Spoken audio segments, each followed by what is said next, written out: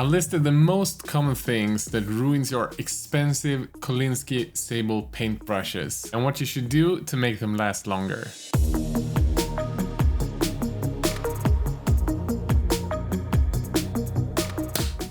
Hey everyone, you're watching Squidmar Miniatures, I'm Emil. So you've heard everywhere that Kolinsky Sable hairbrushes are the best brushes to paint your miniatures with. But maybe you've realized that Kolinsky hairbrushes are about 5 to 100 times more expensive than synthetic paintbrushes. And maybe that scares you a little bit from actually using the brush that you just purchased. Because painting with and taking care of a Kolinsky Sable paintbrush is not the same as a synthetic, and the bristles, they just don't work the same way when you paint with them.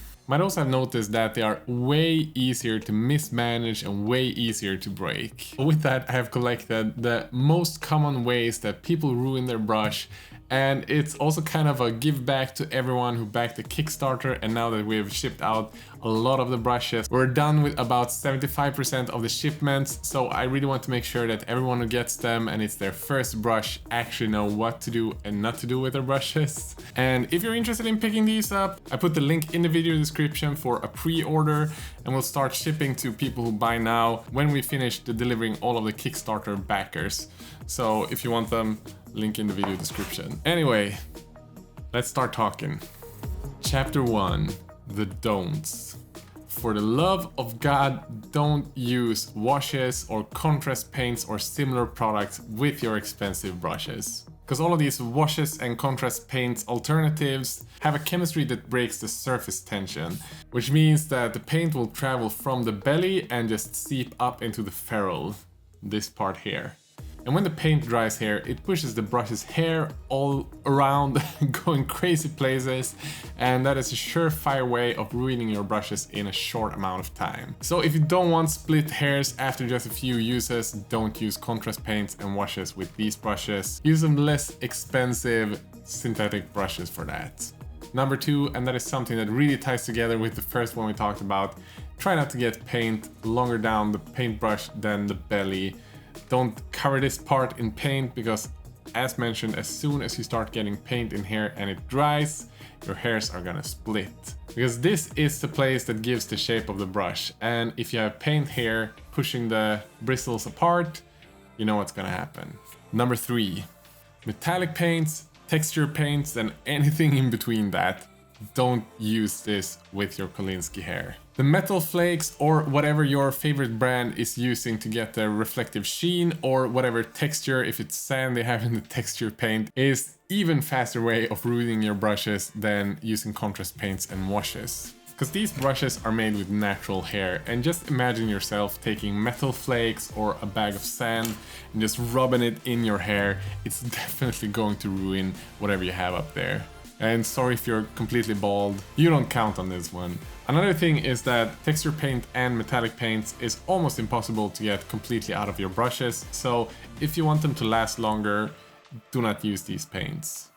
Number 4. Oils and enamels are best to avoid using Kolinsky hair, and it's mainly not because the paint and the way the paint works with your hair, it's because of the things you have to use to clean them and to thin your paint. When using oils as well, you have to be kind of forceful to move around the paint the way you want it, and Kolinsky hair is not made to be forceful. It's sort of the ballerina of paintbrushes. So if you're using oils, you probably know this already, but use synthetic hair brushes. Get yourself a cheaper pack of brushes for oils and enamels. Number 5, don't ever, and I mean ever, leave your brush upside down in your cup when you're painting. I'm not even gonna show you as an example because it's gonna ruin the brush directly. I'm gonna show you with an old brush. Don't do this, not even for a few seconds.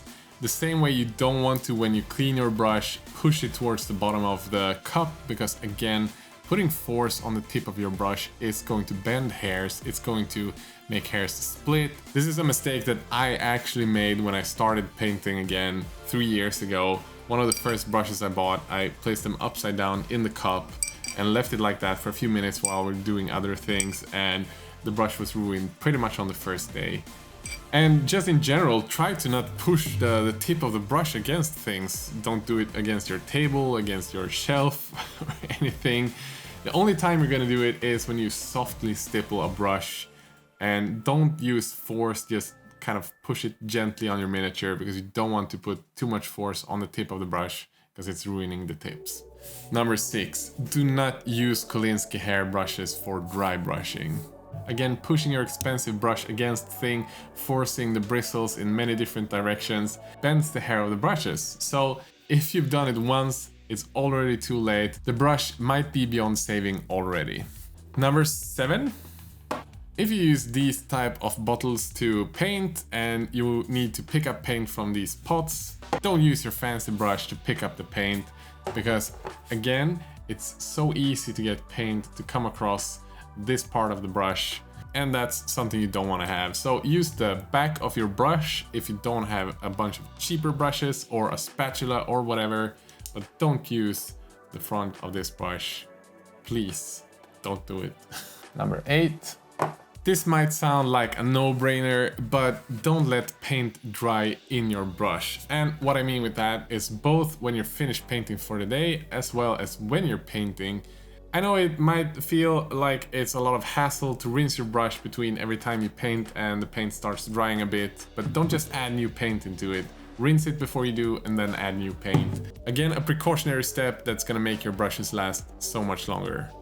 The last don't is not a must, but it definitely helps your brushes stay fresh for quite a bit longer, and that is don't do the base coat with your fancy brushes. And why is that? Well, there's a couple of reasons for it. Number 1 is base coats you just want to get there on as fast as possible because it's a process that takes a lot of time if you don't. So use a low budget synthetic brush, probably a big one or a dry brush, something that just lets you paint faster, and that if you need to get into different nooks and crannies to put in paint, you don't want to kind of bend your brush in there and accidentally stipple hardly in a surface where you don't want it to split or something. So having a bunch of low-cost brushes is almost just as important as having the expensive one, because it's going to help you use this one when you actually need it and make it stay fresh for when you actually need it. So that's the don'ts. Let's jump into chapter 2, which is the do's. Change your water pots generously. Having a water pot that's filled with gunky water, that's filled with pigments and other things that you've used during the day, is quite similar to using washes with your miniature, because when you rinse your brush, all of these pigments are going to seep back into the ferrule of your brush. So if you're painting for longer sessions, or if you're using a lot of paint in your brush, make sure to change it once or twice while you're painting so you always have fresh water. My secret trick is to always have 2 pots of water, especially if I'm painting with metallics. I use 1 pot for metallic paints and 1 for the others, but I also do this when I paint normally so that I easily, when I've messed up one of the pots, I can just use the other one. Number 2, every now and then you get a paintbrush that has a split hair, and this happens to every brush brand. Sometimes it even happens when you get the brush, because all of the Kolinsky hair brush brands, all of the good ones at least, are handmade with natural hair only. So you're going to get 1 or 2 hairs that decides to go its own way. What you have to do is to cut these hairs away before they start messing up more stuff. I like to use a sharp hobby knife and just push the hair away, separate it from the bunch, and then press it towards the ferrule to remove it. But you have to be careful when you do this, because you don't want to accidentally bend other hairs, you don't want to cut other hairs away, because it's going to change the shape of the brush and it's going to make the brush work less the way you want it. But 1 or 2 hairs, it's fine, just cut it away. Just be careful. If you don't have a sharp knife, use something else, a cutter or whatever. Just remember to be careful so you don't bend any other hairs. Number 3, when you're finished painting for the day, it's time to bring out the brush soaps. I've used a few different brands throughout the years and most of them have worked decently, but my 2 favorites so far have been the Da Vinci one and the Masterson brush soap. And you don't have to do this every time when you change the paint, but doing it every day at the end of your painting session or every other day is going to last your brushes a lot longer. Start off by wicking your brush with water and then spinning it around on the brush soap. And these brush soaps are both a soap as well as a conditioner, so it doesn't only clean your brush, but it also re-moisten it and make sure that the bristles of the hair lasts longer. So the usage is quite simple. As mentioned, you start off by wicking your brush in a pot of water. I then have two different ways that I like to clean the brush. The first one is by spinning the brush from above. And what I do then is I take about an 80-degree angle and start spinning the brush around in a circular motion. This is the way that I found helps clean the brush the most, and you have to make sure that you don't push the brush down, but you actually spin it around with a slight angle. And this is the way that they clean the brushes when they make them in the factories, so I'm pretty sure that this is a good way to clean your brush. And if you do it right, you're going to have a lot of different dried pigment bits and a lot of different color stuff coming out in the foam that you have on your soap. If not, you're probably using too little water, or you're not spinning it enough, or you've kept your brush too clean for too long and you need to start messing that brush up. Or maybe not, but you get the point. You might have to repeat this process a bit, rinse again, spin it around again until you get all of the paint out from your brush. And when you've done that, I have one extra thing that I like to do, and that is to spin it backwards. This is the way that I found is the best to remove paint that's further up the back of the brush, and that is to almost lay it flat. I maybe have it in a almost 45-degree angle and just spin it backwards at the same time as I'm pressing it gently towards the soap. And this way it pushes the dirt from the back of the brush to the front of the brush, and then I can spin it up again, rinse it in water, and then do the same thing.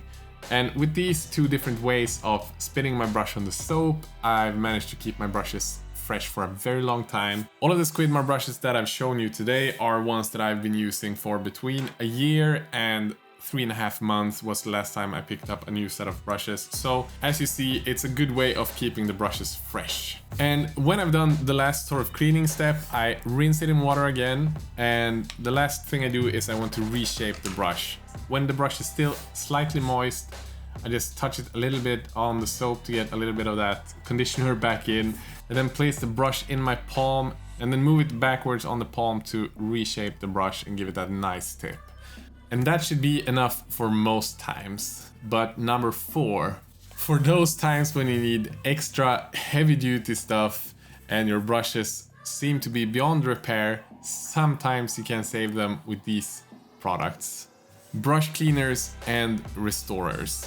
In Sweden, unfortunately, we don't have a lot of these accessible, but the ones that I've been recommended from other professionals that I trust dearly are the Windsor Newton brush cleaner and restorer, and the other one that I've been recommended is Joe's Sonja. And none of these I can get here, unfortunately. I'm going to order them from abroad to get them at some point, but the one from Vallejo works decently at least. And these are stronger solutions that you can get in further into your bristles that are even better at dissolving the paint that's dried in there. And if these steps with a brush restorer and brush cleaner doesn't work, I'm sorry, your brushes may be beyond saving. There might be something else, maybe the hairs are broken or there's too much dried paint in the ferrule that it just can't save it.